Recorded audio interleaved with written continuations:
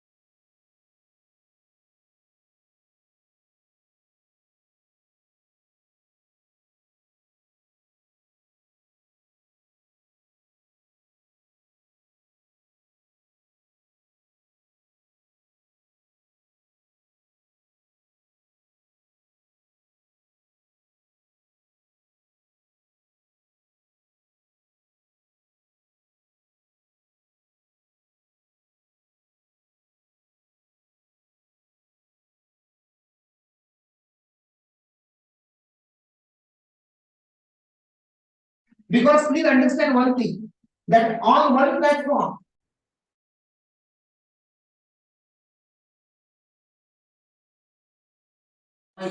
pharma field is not possible. So it is because of the Phuse and Mr. Service team, we could see all of the great people over here. And as I mentioned, they are all expert into their field. So I want you all to take the utmost benefit of this session. I would go ahead and ask you, that you bombard your queries on them so that they go here with the passion, with the opinion that yes, the future of the clinical data management or clinical data side is bright because there are young minds who are inclined towards this profession. With this, once again, I welcome you all. Thank you so much for spending your valuable time with this institution. I thank the organizer, particularly the coordinator, Ms. Tanishka Thakre, for taking this event and planning all this. Thank you so much.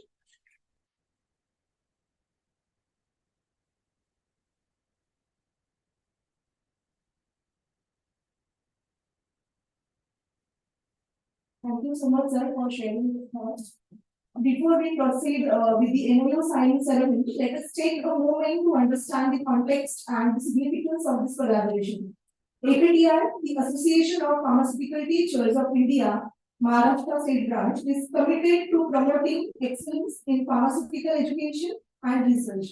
On the other hand, Phuse is the global healthcare data science community and the platform for the discussion of topics encompassing the work of data managers, biostatisticians, statistical programmers, data scientists, and e-clinical IT professionals.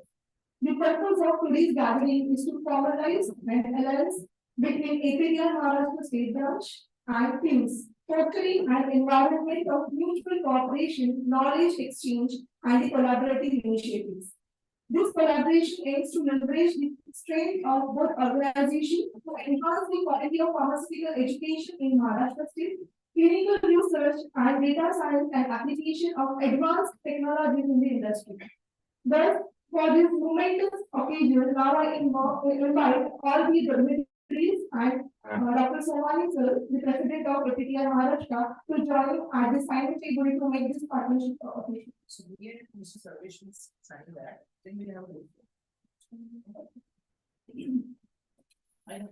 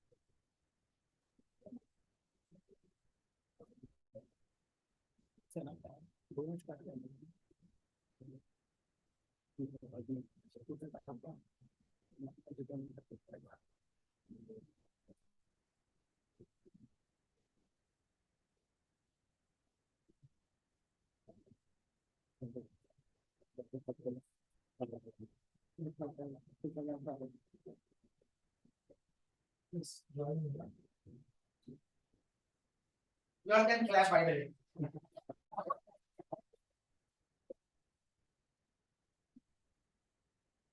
I request all the dignitaries to join the stage.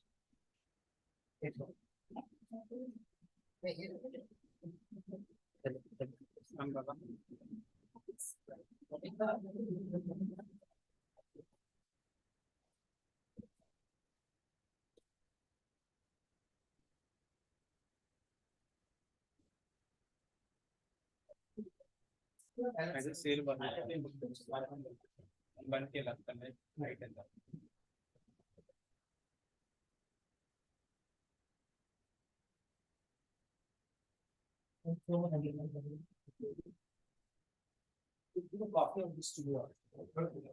Many congratulations to both the teams. The signing of MoU signifies the commitment of APTI Maharashtra State and Phuse to work together towards common goal and shared objectives.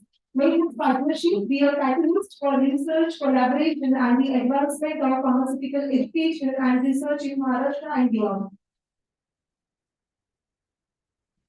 Okay, so DY Patil School of Pharmacy, student of DY Patil School of Pharmacy, they are good in, excellent in the academics as well as they are good at various curricular and co-curricular activities. So on the occasion of National Pharmacy Week and the third National Pharmacovigilance Week, we have organized various competitions and many students have shown the enthusiasm and they have won the prizes. So I would like to request all the dignitaries to felicitate the winners with the certificates. Okay, first, I would like to announce the winners for the blog varieties, blog winners. Okay, so first prize goes to Anisha Sahani, first year B.Pharm.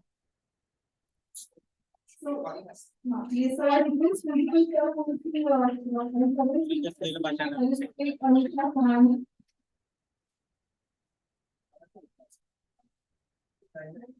You can call all of them like this. Yes, sure. One crore.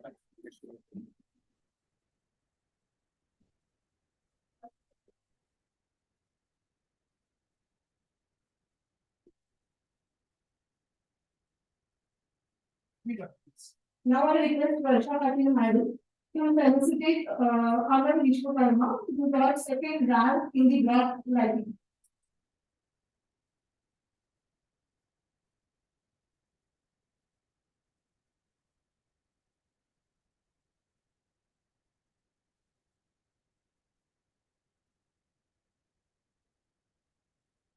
Now third rank goes to Ishita Chaudhary, Chinmay Rade and Disha Prajapati.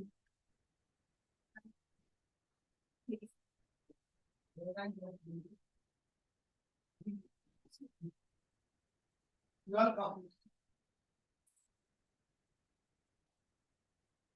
Yes, that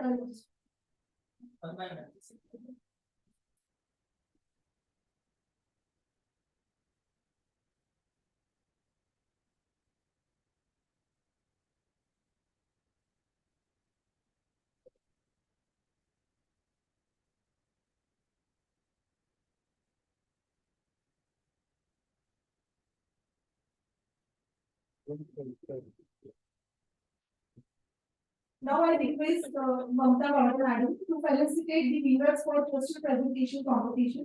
And the first rank goes to Amity Joshi.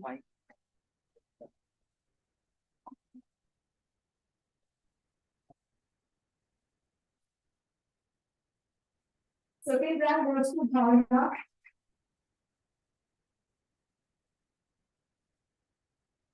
Third rank goes to Sandra Pawal and Karma Bharan. Now finally a B.Pharm.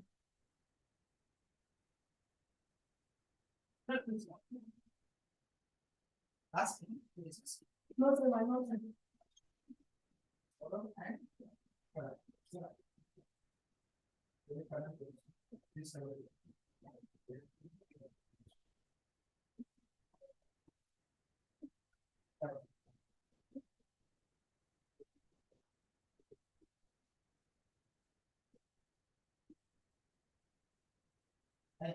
service last one more round. Again, on the occasion of National Pharmacovigilance Week 2023, we have organized the placard voting competition and first rank goes to Madhya Pradesh. First B.Pharm.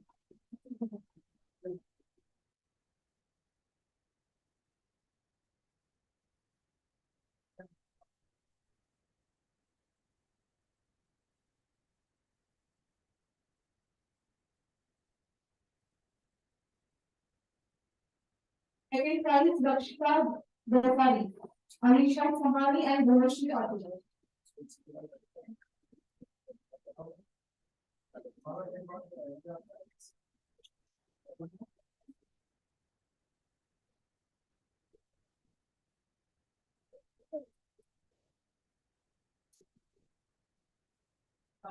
And third prize goes to Shitu Singh, Malani Jain, Sakshi Bhundar, Tanvi, Saliam, Jandi, Nikum and Navin Kumar.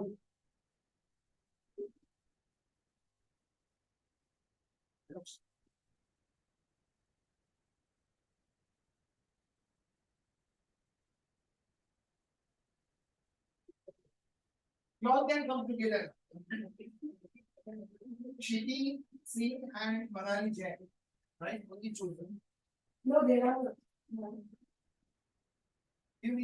Sakshi Bhandarkar, Tanvi Sarkin, Janvi Pur, and Naveen Kumar.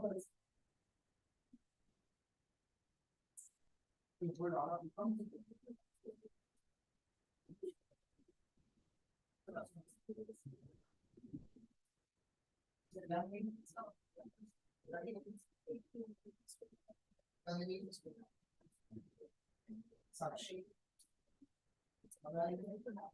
Ready, sir?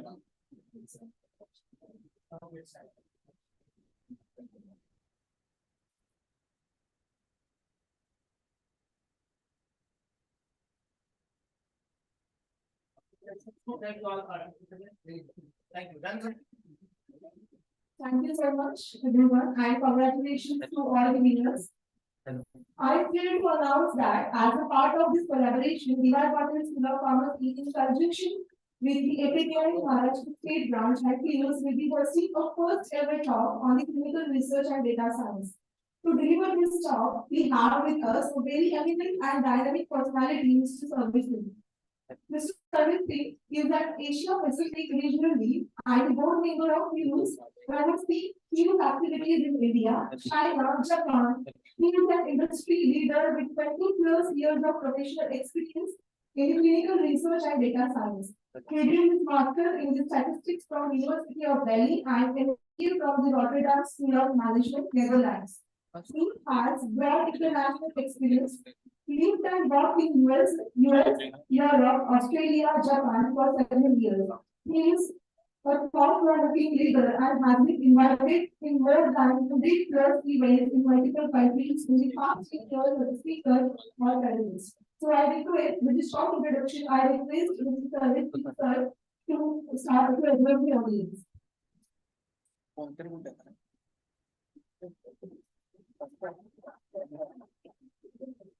Good morning, everyone.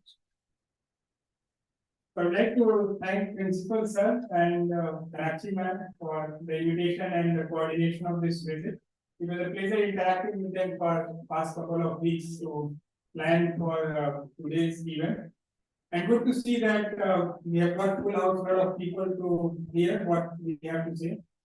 So maybe I will tell you first about myself in little more detail, and then we'll go over the slides you see here on the screen.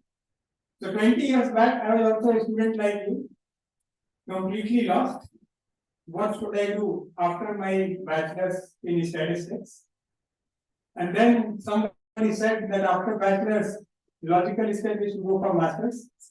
So I did master's in statistics, and I still lost like what to do next. Few people said go for MPhil, few people said go for PhD. But then TCS came for placement in University of Delhi, and they picked some of us, and I got picked up by TCS. So my academic journey that stopped there, and then the professional journey started. How many of you know anybody working in Indian IT companies? TCS, Phuse, Wipro? How many of you know? Raise your hands. Only 4 or 5 people know. I think Mumbai is flooded with all these IT professionals, right? So I was assuming that everybody will know somebody. So what these typical Indian IT companies do? They'll ask you to start from India. You work here for a few years, then they'll say, okay, go to US on an assignment, come back to India, then work for some other reason, then go to Europe, come back and keep doing that stuff, no? So I worked with TCS for almost 8 years. And out of that, I was in US on an Eli Lilly assignment for 2 years. Then came back to India, was working for Lilly, Australia and Japan. And then went to Europe on a Stellar Pharmaceuticals assignment in Netherlands. And after working for like 8 years in the industry, and you will also notice that once you start your job, MBA fever will kick in. So people will start doing either part-time or full-time MBA. So I was in Netherlands. I saw that a lot of my friends are doing MBA. So I resigned from TCS, gave GMAT examination, got into Rotterdam School of Management. I did my MBA for a year. And after that, I joined Icon Clinical Research as director and head of their India programming.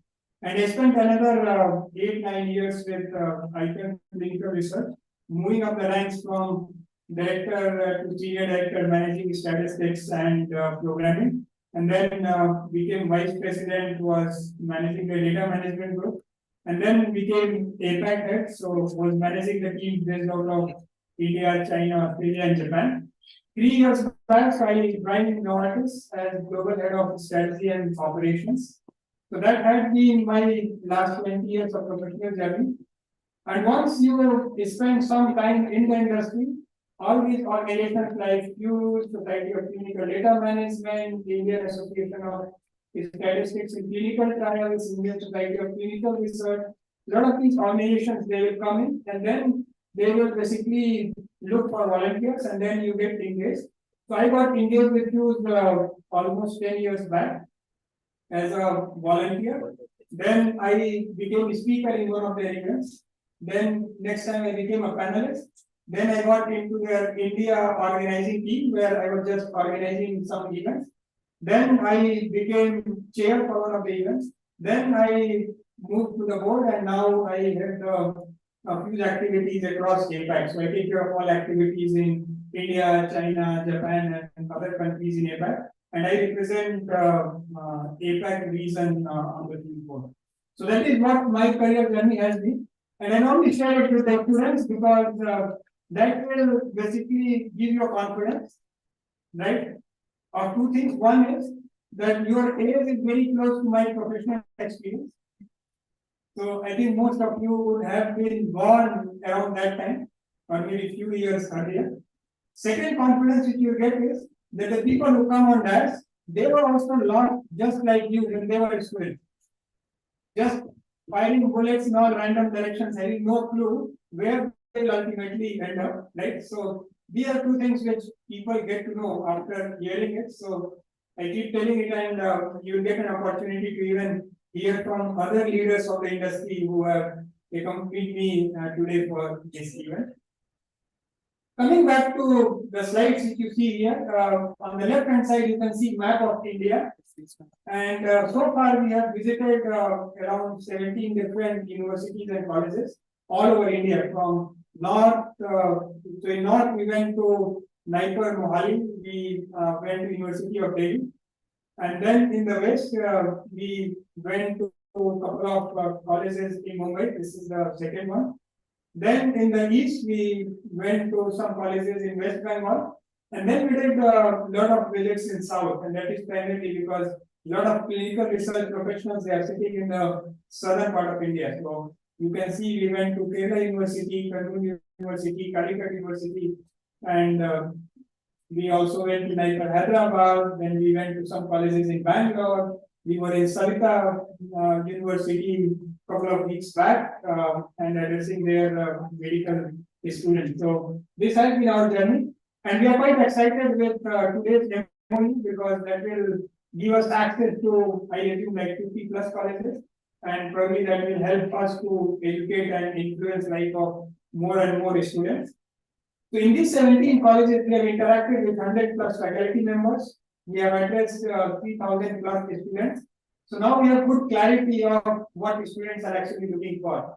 And our target is to cover more and more students and faculties in 2024 so that we can make some meaningful impact in the life of students and in the academia faculty. So that is what we are targeting.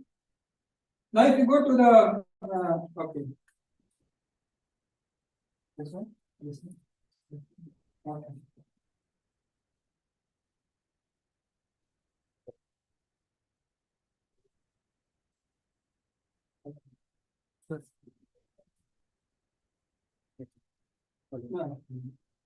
So today I'll give you a few overview, and these are the topics which I will cover. One is you'll get an idea of what Phuse as an organization is and how you can benefit by being actively engaged with Phuse. Second thing is I will tell you about career opportunities which are in clinical research. And then industry leaders who have joined with me, they will also answer any questions which you may have based on what I will tell you once they join during the Q&A session. And also, you'll also get an opportunity to hear a very quick leadership journey from each of the leaders who are here in the room with me. So Phuse is basically world's largest global healthcare data sciences community. we organize multiple events across globe on top of several other things which we do. You'll see on the subsequent slides. So we organize a computational science symposium, and this is done in collaboration with FDA. How many of you have heard of FDA? Everybody knows it, right? How many of you will be interested to talk to somebody from FDA? Only few people. So FDA is basically a regulatory agency in US, and there is a department called computational science.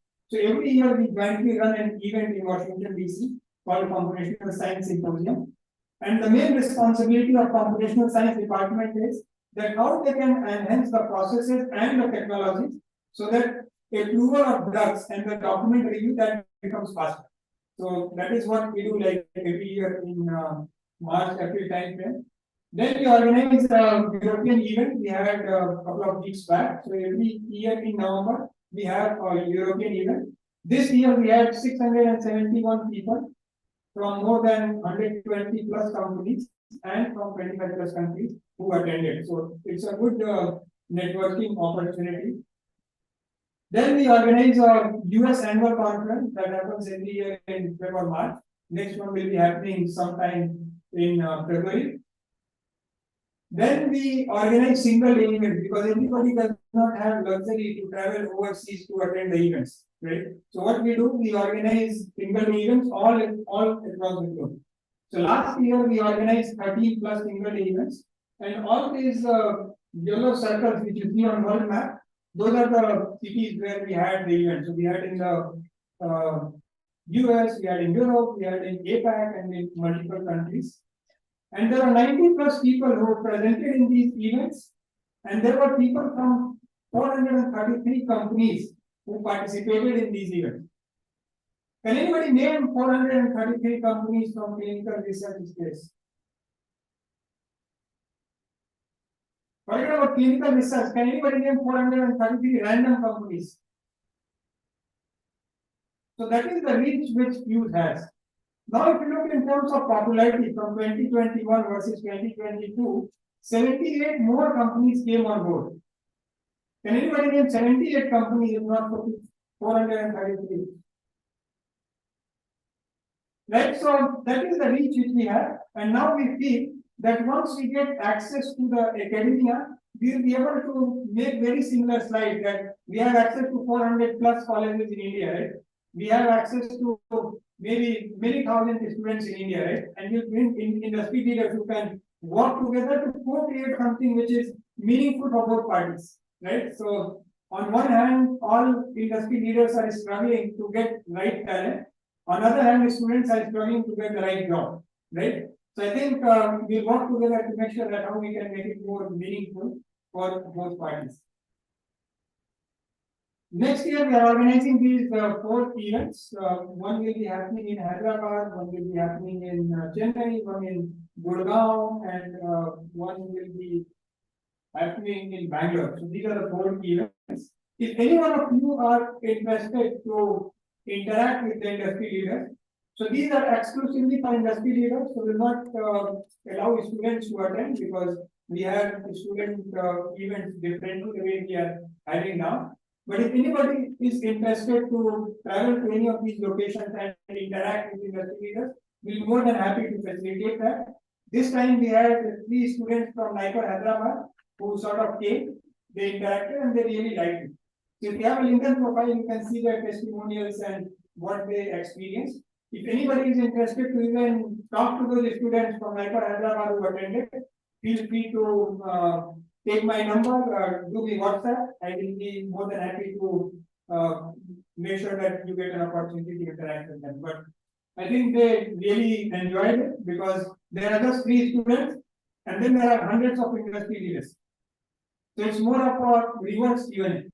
So here we have 6 to 7 people and 100 people asking questions, right? There is just reverse. Only 3 students and hundreds of industry leaders sitting like this, where you can ask questions and you can interact in the meeting rooms. So that is how we are organized in Pfizer Chennai office. More than happy to listen. Yeah. This form, which would be more relevant to the pharma students, you can highlight, because you can understand maybe probably the second one from Hyderabad and the third one at Chennai seems to be more. Right. You can highlight that, you can Yeah. facilitate that. Yeah, sure. So, as I said that students will not get an opportunity to sort of sit and listen to the presentations. We'll organize basically a fireside chat, which will be that will block a meeting room where 3 students will be there, and then we will call industry leaders, 1 or 2 of them, where you sit and talk to them and get to know what is happening in the industry. These are the people who are supporting Phuse, because Phuse is a not-for-profit organization, and there are 36 companies which donate funds to Phuse so that we can run our day-to-day operations. And you can see all big brands here, like Pfizer is there, Novartis is there, GSK is there, Novo Nordisk is there. So any big pharma company, all top 10 pharma you will see here, all top 10 clinical research organizations like IQVIA, ICON, PPD, all of them are in here. So it has blessings of all the big shots in the industry.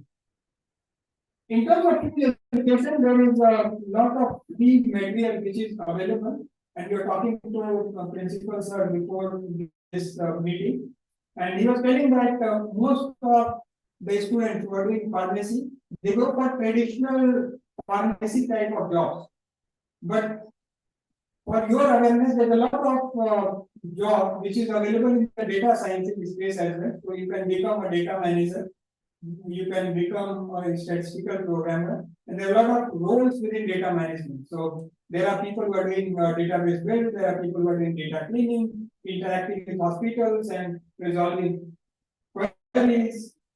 Then there are people who are doing medical coding. Then there are people who are doing clinical programming. A lot of things are happening in that space. Similarly, when it comes to statistical programming, few people are busy creating data sets, few people are busy creating tables, figures, listing, all of them go for submission. So we get a lot of engineers, right, unfortunately, who have absolutely no clue of different phases of clinical trials.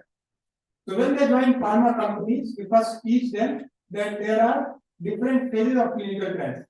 And they take a week to understand, okay, there's a phase 1, and then there's a phase 2, and then there's a phase 3, and then there's a phase 4, and there's something called preclinical, and this is what happens. For the first time in their life, they hear something called safety, and then hear something called efficacy. For the first time in their life, they know that medicine is also called as drug. Right? Otherwise, they know drug means something else, which some of the engineers use in their engineering days. So if people with that background, if they can become good statistical programmers, I have absolutely no doubt that why you guys cannot do that. A lot of people from Nitro Hyderabad, Nitro Mohali, they have joined different pharmaceutical companies and are great programmers. We are also discussing with sir about remuneration, right? That if you want to know how much is paid, normally at entry level people get 3 to 6 lakhs, and once they gain experience, then you keep multiplying your year of experience into 3. So 3 years means 9 lakhs, 4 years 12 lakhs, 10 years 40 lakhs. And directors and senior directors in the company who report into me, their packages are close to 1 crore. So that is a career path which you guys have never explored, right? On one hand, industry is looking for you. On the other hand, you guys don't know what you don't know. The idea of today's session was to bring you into that space where you know what you don't know, right? And I'm quoting this service because I know I have access to this information because we do like appraisals annually. So I know that how much each of these roles get paid, right? I'm not naming the companies which pay because I've seen it in TCS, I've seen it in ICON, I've seen it in Novartis, right? So definitely there is an opportunity. How many of you would be interested to get like 40 lakhs or 30 lakhs after 10 years from now? At least now you can respond to you. And how many of you would be interested to become a director and get close to 1 CR the way these guys sitting here get? Right? So all the people who are visiting this university today, their package is very close to that. So if you make good friends, their teams actually recruit. Right? So if you make good friends with them, they are based out of Mumbai, except me, all four are based out of Mumbai. Right? So, and there is a book which says that everybody is only 3 to 4 connections away. So you might be knowing somebody who will know somebody and they will know these people for sure. Okay? So those are opportunities which are available in the data science space. There is a lot of free material which is available on the website, and these are not like very lengthy material, but these are very good for preparing for your interview. Because once you get into an interview, you should sound like you know something of the domain, right? You should not be talking something which does not make sense for the interviewer. So this material is available for free. You can just explore like a few education, and then you can read some of this material to get an idea that what this is all about, right? And this will also give you a very good idea that what this industry is all about, what data science is all about, right? Then there are several few working groups not relevant for you now, but once you get into this field and spend maybe 5 years in the industry, these will become more relevant because to few working groups, we are trying to set the direction for the future in the clinical research. You can see a lot of things on cloud, a lot of things on AI, ML, and all of that stuff. Today it will sound more like Greek and Latin, but once you get into the industry, you will learn it. No? So this is my last slide of Phuse overview, and then I will get into more details on career opportunity. So there are 4 ways in which anybody can get engaged with Phuse. One is the single day events, and I told you that we have participation from 433 companies. In India, we have people from 100 plus companies who participate. Most of the events they have like 100 to 150 industry leaders who sort of attend. Second one is the Phuse chapter connects. We organize it in the different company offices. These are like 3-hour sessions. If any one of you are interested to use that as an opportunity to interact with some of the industry leaders, get to know the opportunity, please feel free to connect with me or any of the other fellow members who are in here. We will be able to guide you on that.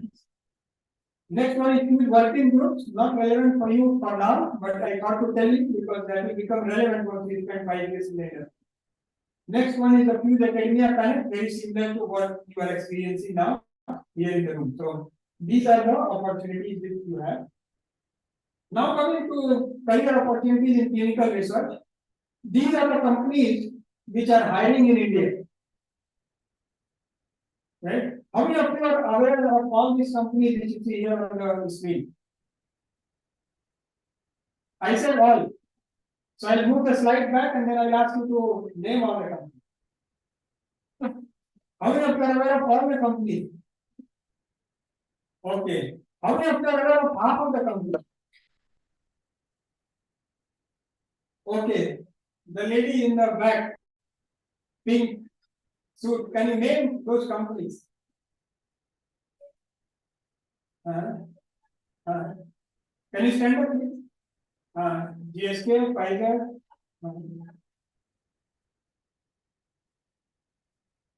You have also raised hands. Can you name some of them? Same? Okay. Anybody can name more than 10 companies once I remove this slide. Anybody can name 10 companies? Right, so definitely there is an opportunity for you guys to first know the name of the company. Then comes the next step, what roles are available in those companies. If you know only name of 4 or 5 companies, then there is a lot of crowd applying in those 4 or 5 companies, and they might not have those many roles to accommodate all of you, right?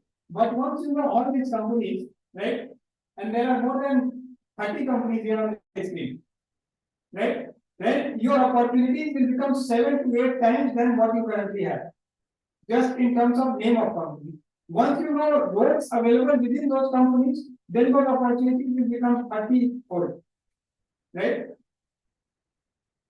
I thought to tell you that there are a lot of opportunities for people with medical background, right? So in clinical trials, we have principal investigator, we have sub investigators. From B farm, you can't apply for these roles, but people who are say with MBBS, MD type of degrees, they get into those roles. But people from B farm, they can definitely apply for clinical research coordinator role to get to know that what is happening on the sites in terms of clinical trials. Clinical research physician, that is also more for people who have done advanced degrees in the medical science. Then there is a medical monitor. Then there is a role called drug safety and monitoring board member. Then there is a regulatory affairs specialist, clinical research consultant. So clinical research consultants are the very similar to management consultants, right? How many of you know that there is a role called management consultant and companies like McKinsey and PwC and all these exist? Raise your hand if anybody knows. Your industry knowledge is very poor, no? So very similar to management consultants, there is a role called clinical research consultant which exists, right? And even in order to draw that analogy, you should be aware that what those roles are, right? So definitely after working in the industry for a few years, that is the role where you can get into. Then there are ERB members, then there is a clinical trial educator. I think you can directly apply for clinical trial educator roles, and these people they educate that what this clinical trial is all about and answer some basic questions which a patient may have, right? Then medical science liaison, academic researcher, all these roles exist, right? And you guys can apply for half of these roles. How many of you are aware of these roles which I showed you? So I see none of you raising hand, one person, okay. How many of those roles you are aware?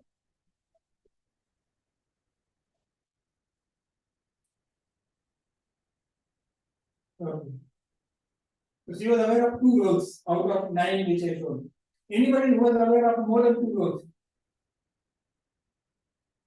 Which roles you are aware of? Okay. Right? So definitely, now let's do the number game, right? You knew about 4 to 5 companies, now you know about 30 companies. You knew about only 2 roles, now you know 9 roles, right? If you multiply this 180 per company, right? 180 not per company, but if you multiply that there are 9 roles across say 20 companies, there are 180 different opportunities, right? And then you can see that where you fit it, or in case if you are going for higher education, what education you should get in, so that you are more suitable for those roles. So instead of just taking a random degree, you might target your master's course, right? You might target your PhD course, right? Then if you look into India, there are a lot of companies which are establishing in India and they are offering a lot of opportunities which are available in India, right? So, and most of the companies I showed you, they have their operations in India. They have some opportunities which fit for pharma directors. So with this, I will move on to the next section, which is more of the Q&A. Maybe if we can put the chairs here, it will be good. All the industry leaders, they can sit here on the dais and then they can have this question. So thank you so much for your patient listen.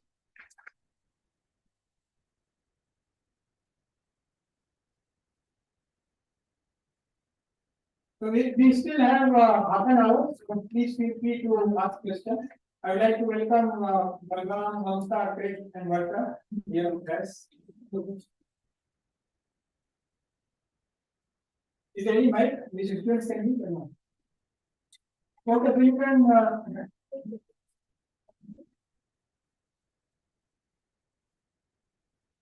So 30 minutes, and I expect at least 20 questions, right? So that we answer some of them, and then we take back some of them to answer in detail. So who is the bold person want to ask the first question? Okay, go ahead.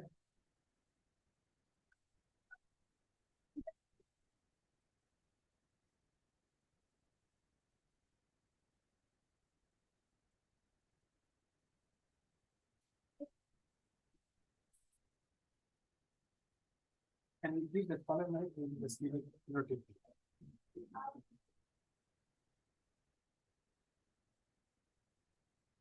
Maybe I can. You guys can hear me without Yeah, mic? I'll give you one mic. Yeah. You guys can hear me. No, I need to hear me now. So basically, the roles are very mentioned, all of them. all of them are in the market right now. But for the clinical research market in India is not a mature market. Means lot of pharma companies shifting their footprint or introducing themselves in India still. Apart from that, there are CROs, there are other organizations who are looking to contribute in that field. Apart from that, so if you see there is a huge demand for statistical programmers also. For you guys, it might think of we don't know anything about statistics, but what we can do about statistical programming. One of the aspects of statistical programming is you understand the statistics, programming some language. But the other part which doesn't come out from the name is your knowledge about the data. And what is the data we are talking about? Clinical data. The data pharma, the data which is coming out from patient. So that is something you all of you guys will have a background of. So that is how if you guys are interested, have some programming knack, statistics and the syntax of the programs can be taught. But if you have a critical eye, an eye for the data, you guys can surely explore this opportunity. And for that, what is to be done, you can again connect with one of us or with teams, they can guide you on that.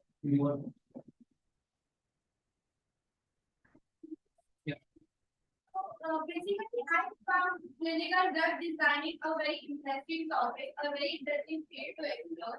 If after my BPharm I want to enroll, work in as a clinical drug designer, how should I go about it? What would be the career path that I must follow? Clinical, you don't think that. So see, there is a department called clinical development, right? And most of the pharma companies, they have this. What they do is they basically design different clinical trials. They look at a concept sheet. They discuss that with very senior leaders within that company to get an idea that should we fund this, should we not fund this. If you want to get into that space, first you need to get put in the door. So that could not be your first job in any of the company, right? You need at least 5 to 10 years of experience and then a good performance within the company before you can actually move on. But I let Mamta add as well because she works in the space which does funding for all of these clinical trials. So she can add. So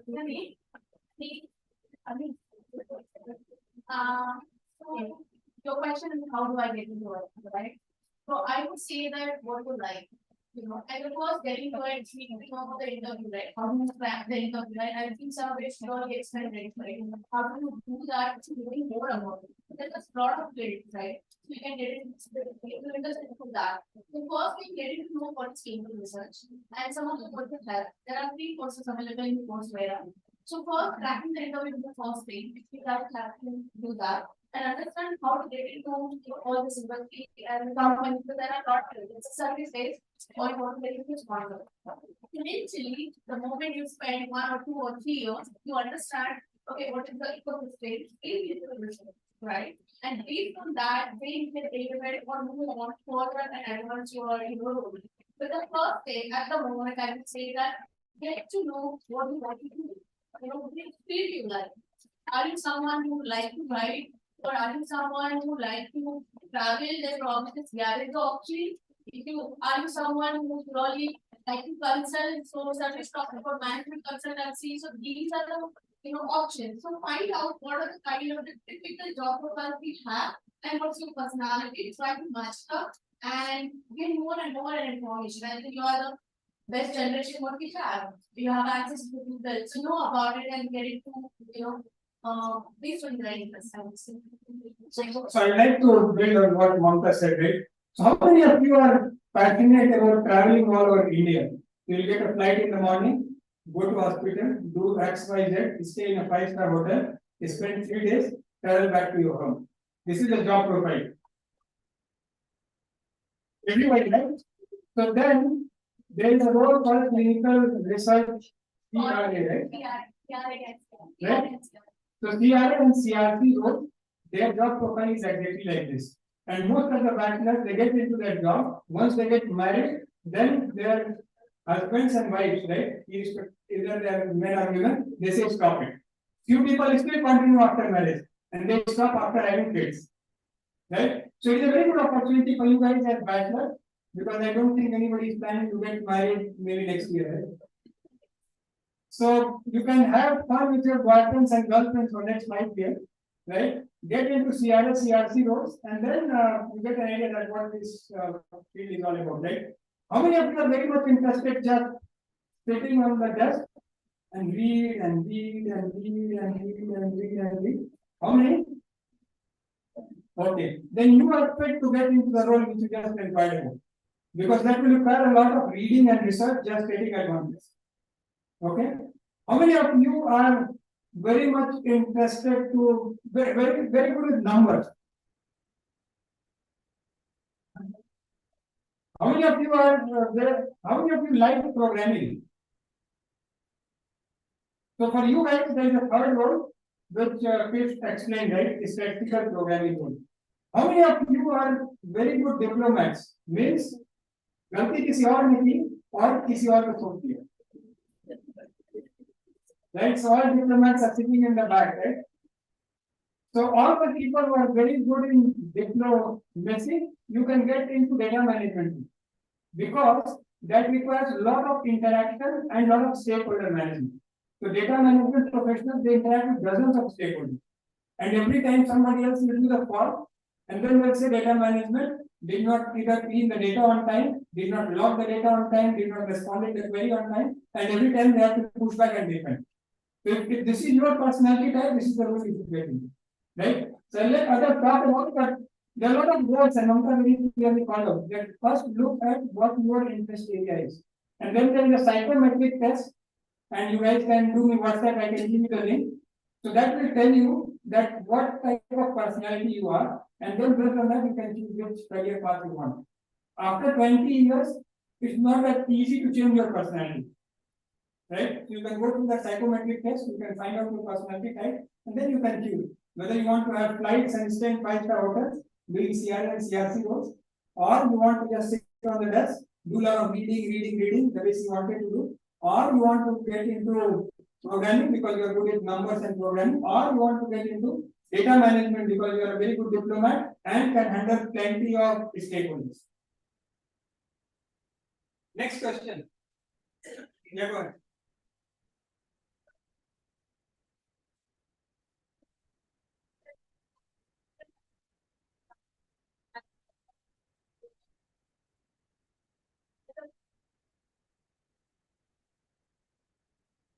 Qualification needed for written or. Okay. Okay, so you're talking about the concept, right? And you wanted to talk to KOLs, the opinion leaders, and all of it, right? So basically, I would say that it starts with CRA. You need to know, what is the pan India situation. You need to know all sides. You need to know what the doctors, consultation with that. You need to spend certain time at the ground, understanding how clinical trials happen, how the hospital situation is, and then probably as we move forward, I think that will please when you're talking about medicine. I would say that we can take it back a little bit to the zero experience with 0 to 1. I would say that just first try to understand what is the clinical research, and probably if you're more interested in medical, very scientific or hospital environment is something which really interests you. I would say that try to understand clinicals, try to understand phase 1, try to understand how the clinical trials happens, and then probably once you get the entire landscape of clinical trial and operation size, then you probably choose, okay, MSL is something you wanted to do. But yes, these are the books which you can get into it. I'll pass it on. So how many of you are good in networking? So you go to a party and you become the center of attraction. How many of you are very good? So that person is very good. Okay. People are raising other people's hand, right? So it definitely shows that they are the ones who become center of attraction because they are not raising their hand, but others are saying, hey, you are center of attraction. So people who are very good in networking, they can opt for these type of roles. But people who go to a party and then they always avoid talking to people, they cannot get into this role because when you have to talk to key opinion leaders, you should be out there and those leaders, they should know you, right? Then only you will be identified and you will be sort of given these type of roles. And it will require a lot of influencing skills, right? So those who are good in networking, I think they can opt for the role. No, what Sarvesh was mentioning, we can work out. The contrary, the party can come to statistical. Yeah, so how many of you are very shy? Very shy means everybody. So they can do stat programming in that case. Right? So if you are very shy, then you can do SAS programming. And Balam, you want to add how the life of SAS programmers look like? See, first of all, the crux of the whole discussion is that you need to understand yourself and your area of interest. If you understand that well, you can do more research on a particular path, getting more details. If you don't have any much experience on that particular area, you can do some of the professional courses. We can also help you to get connected with us to find out the right institute so that you can get well trained on that. Okay, and with respect to statistical programming, if anybody who is interested or in your academics, if you have done any kind of programming, so statistical programming will be very easy for you in that case. Okay, because the programming language, it will remain same throughout different areas. But the language, for example, we are using statistical programming, the core and heart of any programming will remain same. Okay, and I bet you that if you select statistical programming or any other field, you will be getting much better salary in terms as compared to as if you have any friends who are engineers. Okay, so the survey has already given some brief about the PI packages and more interest. See, in industry, we have also seen that people are accidentally getting into a wrong field, and then later on there will be some kind of performances because they may not able to understand the programming area or they may struggle to develop the complex programming algorithms.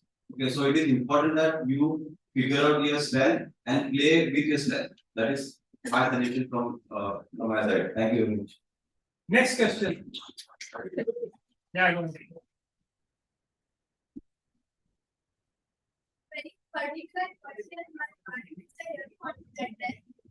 So after completing my BPharm history, if I choose to do my MPharm, then what opportunities will open up for me after MPharm? Because if I go to MPA or other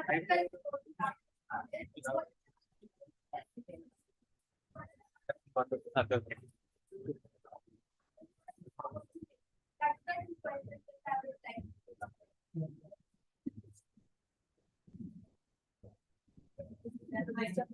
I think this is my personal opinion. Whether you do after and farm, these are the opportunities at least in chemical industry, life science industries. Apart from if you really wanted to go and do MBA and all, then there are all domains which is available for you. It's not only life science. So definitely in life science domain also there are a lot many opportunities to do project management as a project manager. And with the domain knowledge you can do better. But at the same time, there are many other domains open to you. Okay. But I think rather than get confused here, you really need to decide where you want to go and accordingly go it. Just choose where you want to go. If you want to go, in CRA field, in this in life science. If you want to go into programming, just decide that and go with it. Don't get confused in multiple domains. This is what my advice. One point to add here is if you go ahead with MPharm, MBA is something in your life you have a chance to do MBA. Even after some work experience, you can do MBA. Even I have done that as well. I think Sarvesh, you say right after some years of experience. And somehow, this again my personal opinion, I feel MBA makes more sense if you have some experience. You have seen the world, seen the corporate world, and then doing MBA that actually helps. But again, it is depends on your interest. Right. So I like to draw an analogy, right? So if you want to experience a naughty kid, right, a newly born baby, there are two ways, right? One is that you read a book, right? Okay, baby is born after 9 months, and then this happens, and then you change napkin, and then you feed the baby, and blah blah blah, right? Other one is have the baby born and then treat it. So if you go to MBA immediately after your BPharm, it's more like reading without understanding what it actually means. Once you have worked in the industry for say 5 to 10 years, you can actually feel it. Then that makes more sense, and that is the reason I think more than half of us here have done MBA after working in the industry. So, and answer to your that M-Farm stuff, I think there are a lot of wet lab jobs which will open up only when you do M-Farm, where you are mixing all the chemicals and figuring out other things. They are not available once you have done only the bachelor degree. Other than that, I don't think that there is a lot of difference in B-Farm versus M-Farm. But MBA means you can go anywhere. You can go to finance, you can go to real estate, you can go to retail, you can go to IT, you can go to any domain actually. Okay, next question, yeah. Cycles of our. So I would know that what do you expect from a student if you want to learn clinical research and so that I should take a step so that I become a good candidate for that part. So see, for pharmacovigilance, right, there are three groups which deal with volume, right? One is data management group, second one is statistical programming group, and third is pharmacovigilance. So if you go to most of these pharma companies, you will see thousands of people working in pharmacovigilance area. What they do is, there is a system called Argus, and I would encourage you that you explore that system and you get trained on that system if possible, right? What they do is, there are serious adverse events which will come from the site. People sitting in pharmacovigilance group, since they have medical background, they will log into the system and then they will see that whether this serious adverse event will lead to hospitalization, whether this will lead to death, or this will lead to something which is quite serious, or this is just an adverse event and not a serious adverse event and is wrongly classified. People with only medical backgrounds can do it. So I think for you, if you're doing a degree in pharmacovigilance, there is a huge opportunity to get into this space. Yeah, I think you are doing a course, right? Part-time course. You are already one step towards clinical research. And happy to connect you with people who are working in this space. Okay, ladies in the back. Go ahead.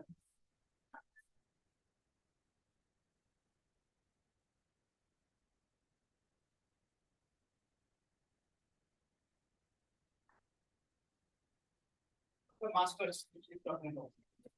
Opportunities. Yeah. Researcher in the clinical field, right? So there are these pharma companies where we do a lot of R&D. So we have two type of things. One is what I belong and I do is clinical research happens. The data comes in, we do with the data analysis or the managing of the data pharmacovigilance, vigilance, something like that. But all the pharma companies also have their R&D departments where they like the molecule is developed, which will come into the research. So you will have opportunities over there, and again, like Mamta earlier mentioned, that you have. So you have to decide what you want to do. What are the companies? In that case, you can only target the pharma companies where R&D happens. Go for the interview and join as a junior. I think junior scientist is what the first role or designation to come and get into the research work. So just to add on to what Chris said, right? So there are three pillars once you join a pharma. One is research, one is development, and third is commercialization. In research, they decide that which molecule they should go after and do all that analysis. As a researcher, you fit into that space. Second one is development. When we started testing the molecule on animals and human beings, right? Then all the other things which you are talking of, right? Those type of things you can do.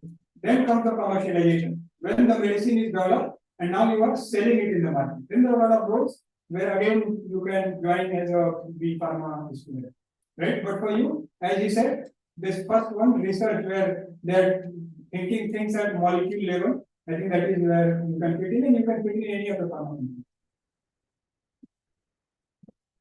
Okay, next question. Yeah, go ahead. After an MBA, to go for director of pharmacy, so like scope in India. After MBA, director of pharmacy. What is director of pharmacy? Search for this and not saying like after MBA, to go for director of pharmacy. I want to know all about it. It's a job or it is like a degree? The research sector. Doctor, doctorate. Director of pharmacy. It seems that not much relevant with clinical science and data science. Different domain. But director of pharmacy, any place, my understanding is you have to go through few steps and then you reach to a director of pharmacy role. Just a fresher coming out and getting into a director role, I'm not clear. In hospitals, you'll find that in hospitals. Pharmacies are there, we're looking at all the pharmaceutical, pharmacy, management and all those things. It is not having any. Clinical data management. It is So one more question I said, while doing BPharm, if they are going for any online course like certificate course, diploma course, which are all available online, that too from very prestigious universities, how much helpful for them for getting job as well as surviving in this field? I think it depends on what kind of certificate you are doing. Okay, I can tell you at least in programming, I think so. Just passing out from university will not help any for any role. Some extra courses has to do. At least for programming, we know that SAS is something you should know.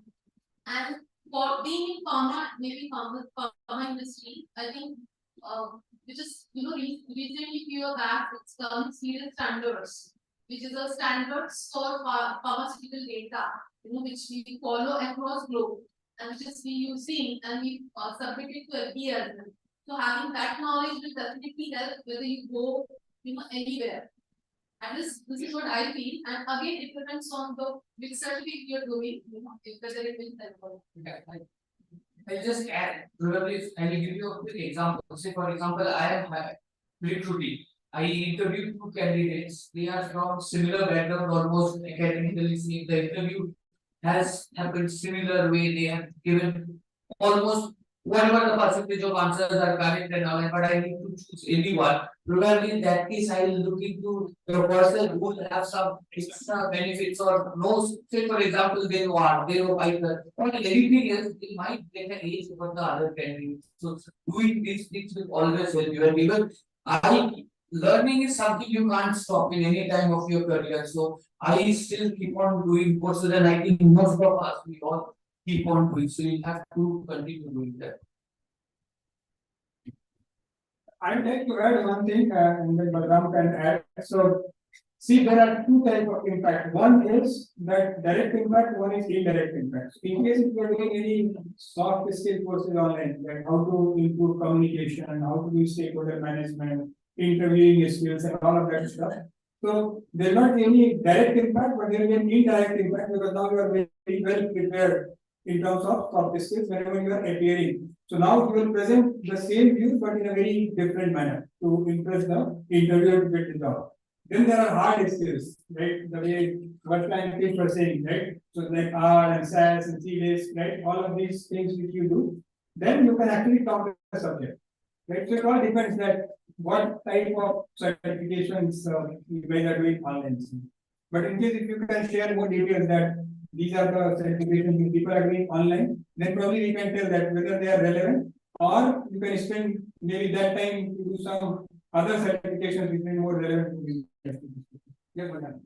Yeah, so see, people who are interested for statistical programming. So most of us we talk about SAS programming language.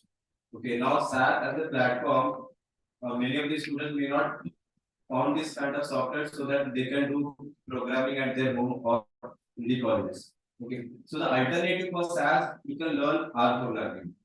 Okay, nowadays, all the industries, pharma companies, CRO, they have started using R for generation of statistical outputs. Okay, for doing their data analysis or research on data. So R is one of the best platform I would suggest to start your learning towards programming, and it's a free software. So it is easily available. You can download in your personal laptop. You can start practicing, and there are a lot of millions of content you will find over the net. There are free online courses are also been available. How you can learn R programming language so that you can build your statistical programming capabilities. So that is one of the best platform. And see, nowadays there is also a lot of buzz of artificial intelligence, machine learning. So this is one of the emerging, and pharma company has already started using generative AI. There are a lot of discussions are happening how this can be embedded in our clinical research development, how the reports or how the data analysis can be done by using this artificial intelligence machine learning. So these R programming and Python, they have the capabilities by which by using certain packages we can enable these kind of features. So it is one of the emerging market in coming days, and it will be a future. Thank you. So just to add to this, we have provided them one platform which is TEDx courses.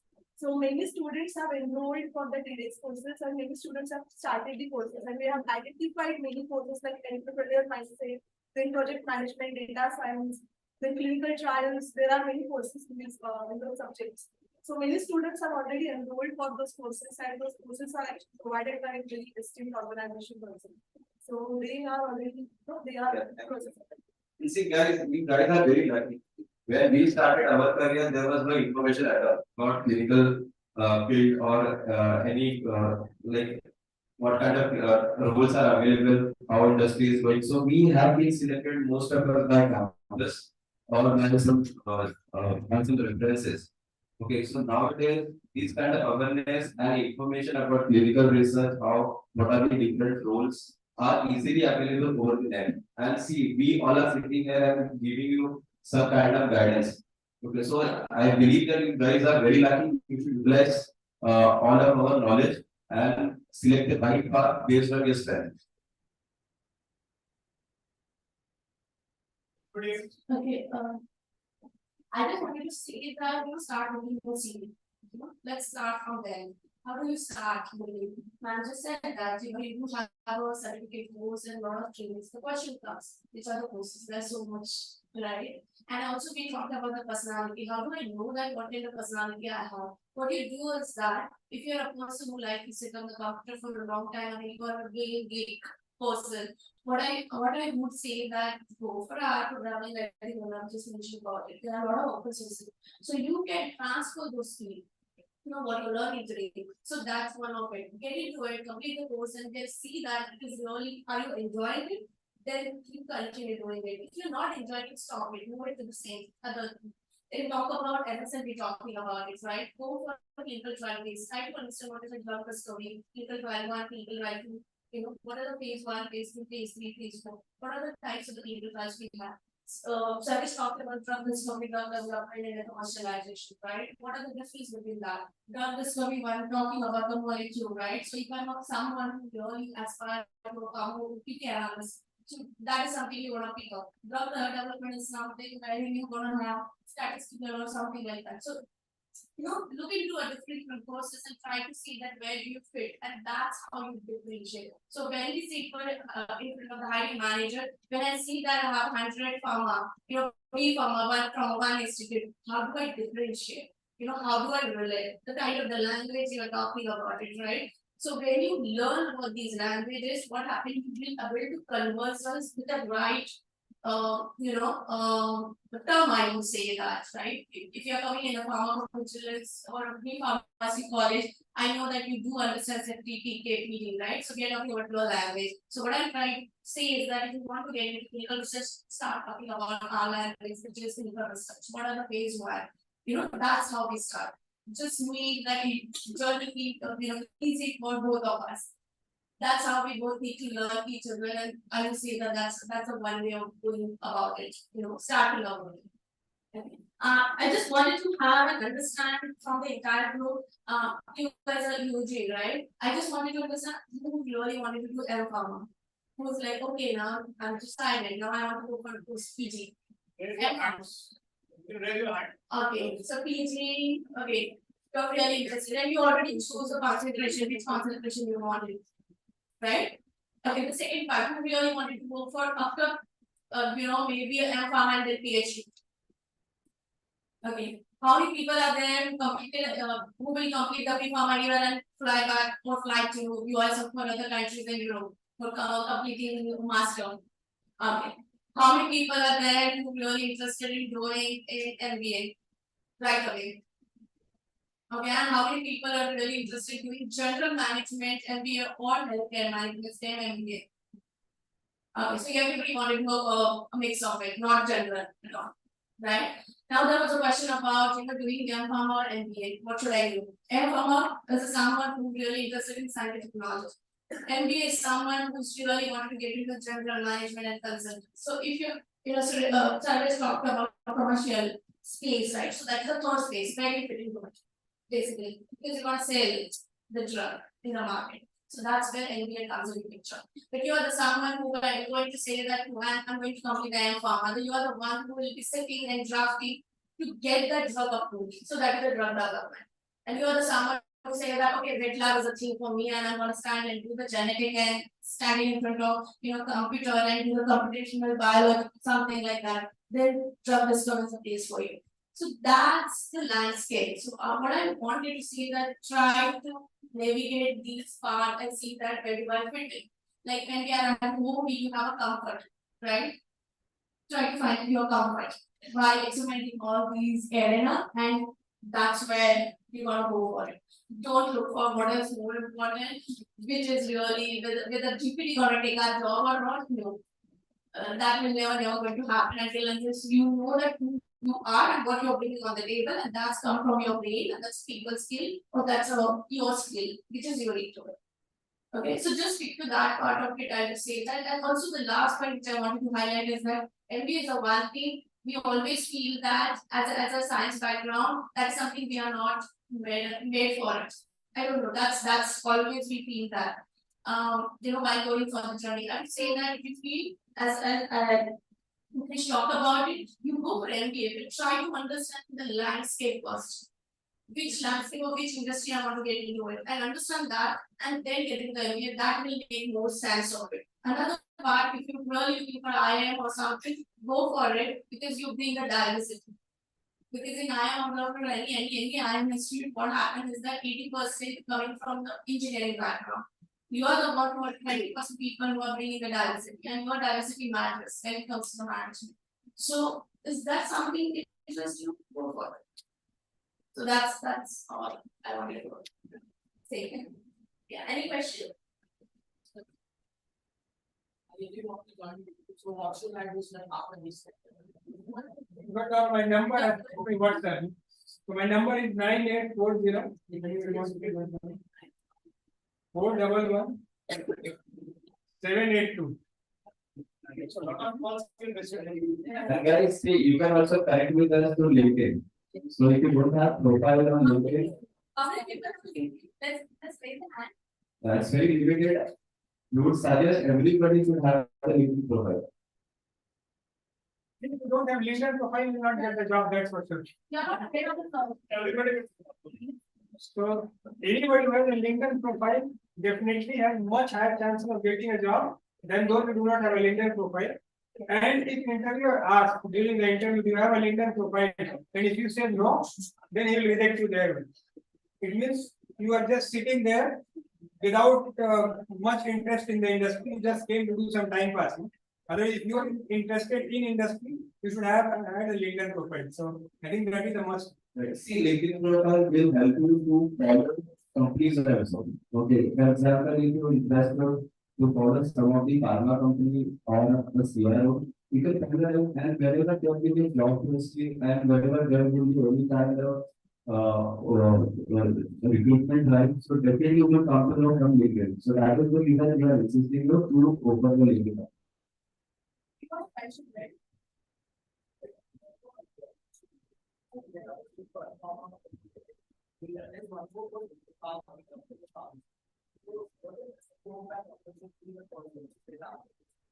He is asking about Farm D. Farm D is also one course. So how much it will be helpful for him to get the job in clinical data management and research?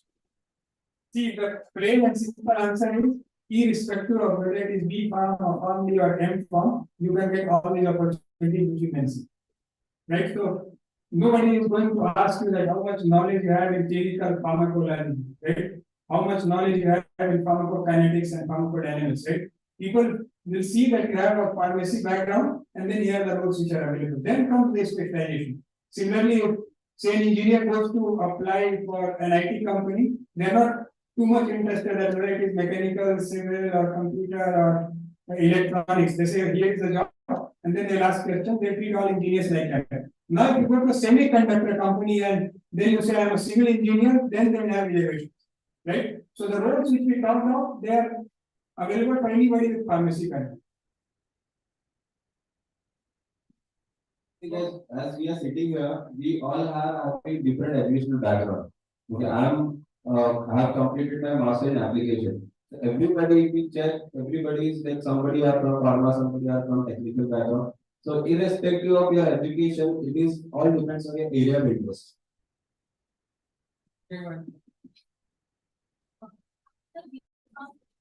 Is economic solution that drop we should do a higher study on the particular position to get job in the People have become CEOs with big families. So that's down to not immediately, but 20-25 years. Yeah, you can continue learning. So you can start with big pharma and then depending on what is the requirement. Someone had a question, right?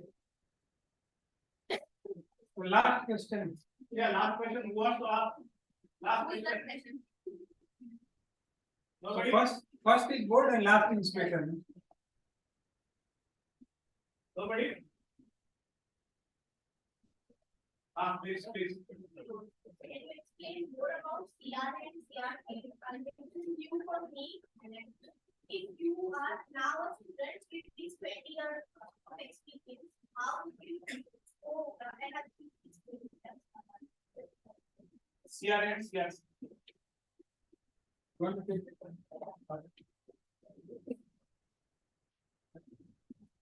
you want to travel with light stay files over Roll this. Okay, job profile you talked about it. Yeah. Okay, so there are in-house CRA and then we do have CRs, right? You really go visit and talk to the doctor and see that how patient trials are going. So that typically job, if you're looking for that is how it looks like. So initial 5 or 6 years you do that traveling, Sarvesh mentioned about it. You travel in India, outside of India as well. It is taking care of the apparel hub. And if you're working on the global clinical trial as a cancer trial, so what you do is that you might travel to Singapore, you might travel to Vietnam, and you kind of do that travel. If you are very restricted within India trial we are doing, maybe you are traveling across the state. That's a one part of it. So you must be thinking why there is traveling. What is the work you want? Work is that you create a network, you create that trust because you're representing company, right? So you're creating that network, talking to the keyword and investigator and making sure that everything is happening right. Because you are the one who's representing a sponsor company, let's say that. So that's your job. So networking is a person who really like to talk, who really like to influence the people, that typically job looks like. Now CRC is the same thing, it's a CRC, the coordinator, what we're talking about it, and the CRA we're talking about it, it's someone it's just a title thing, I would say that it's nothing, it can be replaced company to company, it will change. But yeah, after a certain year, you will sit at home as well as probably we are sitting at home, work from home now it is. So it is in-house CRA. So what you do is that you operate from your computer, you just simply have the call and you do the monitoring visits. So the traveling called as a monitoring visits. That's what they do. So there is a formal documentation, GCP. We have a GCP where are guidelines where it is mentioned what is supposed to do, what are the documents you need to do, validate. So that typically job. Now I want that job. How do I do that? Right? So what you do is that you need to know the data requirements. You need to know what is phase 1. You need to know phase 2, phase 3. Indication is very important. So when it comes to this what is important is indication. Like take example, if I'm going to work on cancer trial and BRAF is the indication, right? I'm gonna work for it. Then I need to know what is a BRAF. What are the indications what we have available? What does it have weight? So little bit knowledge about your therapeutic area, immunology, oncology, hematology, biomarkers, lab, central lab, local lab, everything, all these information. Now, how do I get that information? Maybe referring back to the courses what you have. Go and find out fundamental of clinical research. So there are a lot of companies or a lot of institutions have created so many courses, right? So then we get a more understanding about it. So read. because until unless you don't talk about clinical trial language, it is little difficult for to have that understanding. You might have a knowledge, I also have a knowledge, but if you both are not able to talk in the same language, it will create a problem. So to make it smoother, I think I would say that's not the language through the certification. And as Balram rightly said, you don't stop learning over there. You still continue. Like once you complete the BCom, immediately get into the maybe the industry. But then suddenly say you have a master distance. Now your COVID varies, like that. Now it is open. Now it is approved version of it that you can still have the degree sitting at home and do that. So do that. Learning is important once you're in the industry. Once you're inside the industry, right? Yeah, if you're ready to get into academia, that's a different pathway altogether. But industry, yes, you get into it and then something you learn about it. So I'd like to add on what Mamta said, right, in terms of job profile. So clinical research associate is supposed to make sure that all the trial which is happening at multiple hospitals, right? So if there is a trial, it is happening, say, in 10 different cities in India. If you are CRA for that particular trial and managing those 10 hospitals, what is expected is that you take a flight from Mumbai, go to that hospital in Pune. Now you land at the airport, you get a taxi, go to the hospital.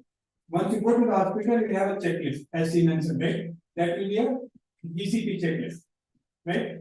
That this is how the trial should be conducted. Then you go there, you check that there is supposed to be a patient coming at this frequency. Can you show me the records? Then they will show that here is. Then this drug should be stored at this particular temperature. When I go to that room where drug is stored, okay. Then you said that this is how you maintain cleanliness at your hospital. When I go and see that how clean is the area, then you go and keep taking the checklist. You said that we have got this type of infrastructure for hospitalized patients. Can I go and verify? Right? So you go and verify everything as per GCP guidelines and keep doing the checklist. If it is done in a day, you come back on the same day by evening flight. If it requires 2 or 3 days, then you stay there, complete it, depending on like how many visits are there, how many how big is the checklist, how complex the trial is, and then you come back. Then after staying for a day, then you go to another city, maybe to Ahmedabad, then to Bangalore, then to Kerala, right? And you keep doing the same thing using that checklist. That is what the CRA is. CRC, as she said, will be there at the hospital. And most of the CRCs, they are at the same hospital. They are coordinating the trial. So now a patient will come, CRC will basically tell, okay, what needs to be done? Man, X-ray. Go to that X-ray room. What is it done? Okay, go to that ECG room. Okay, done. Go to that blood sample test room, right? So CRC will coordinate and will keep the doctor informed that blah blah blah is done, and then we'll do the data entry. So in most of the hospitals, even if they have an electronic system for recording, it is recorded in a hospital management system, and then CRC will copy that data in a EDC, which is for clinical trials. Then they look at this screen, copy the data, look at this screen, and keep typing. So this is what CRC is. Are you clear what is a CRA, what is a CRC, and what? Are you still interested in the?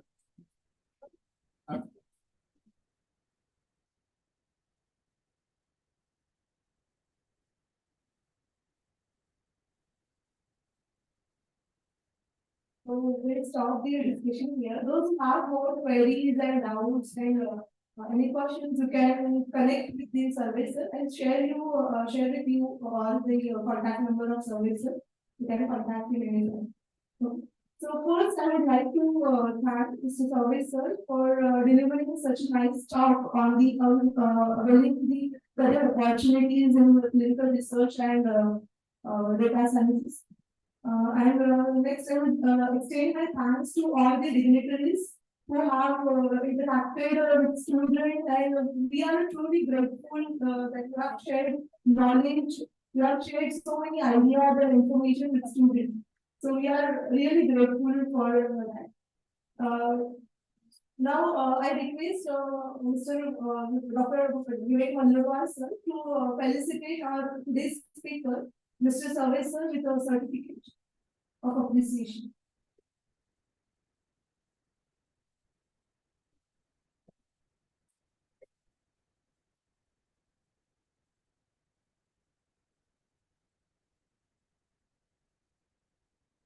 Sorry, you also can join this for the photo.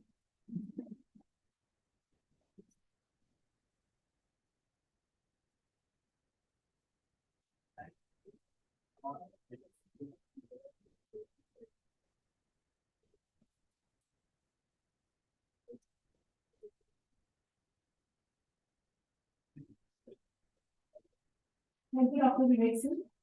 On behalf of Deepak University School of Pharmacy, I, Kanishka Thapre, express my sincere gratitude to all the eminent personalities for gracing us with your presence.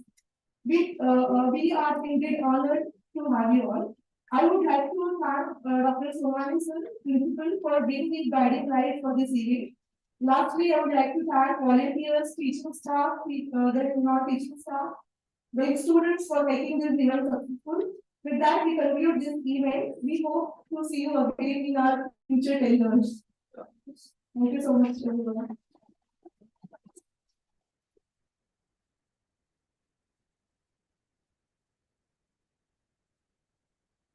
And on behalf of you and my colleagues here on the dais, I would like to thank DY Patil University, all the students who attended today's session, and Professor for coordinating the visit, and Principal Sir for letting it happen. And thank you so much for joining us.